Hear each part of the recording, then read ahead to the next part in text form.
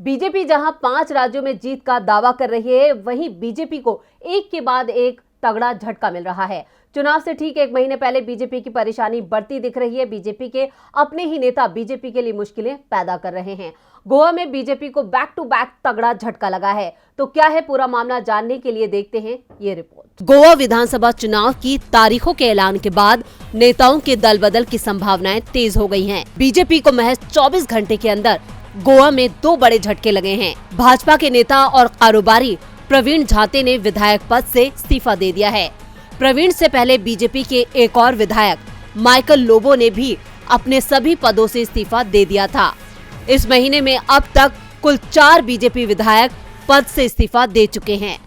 सभी ने ऐसे वक्त में बीजेपी का साथ छोड़ा जब बीजेपी को उनकी सबसे ज्यादा जरूरत दिखाई दे रही है। 14 फरवरी को ही गोवा में विधानसभा चुनाव के लिए मतदान होना है।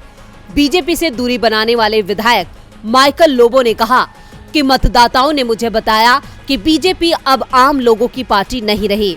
उन्होंने ये दावा किया कि जमीनी स्तर के कार्यकर्ताओं के मन में पार्टी की ओर से नजरअंदाज किए जाने की भावना है।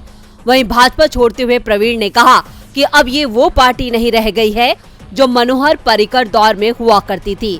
प्रवीण ने कहा, मैं पूर्व सीएम मनोहर पर्रिकर के कहने पर पार्टी में शामिल हुआ था। बीजेपी युवाओं को रोजगार देने में और खनन आदि की शुरुआत करने में फेल रही है। उन्होंने कहा कि वादे पूरे न होने के चलते मेरी ही विधानसभा के युवा निराश हैं। वहीं प्रवीण ने ये साफ कह दिया है कि मैं महाराष्ट्रवादी गोमांता पार्टी में शामिल होने जा रहा हूं।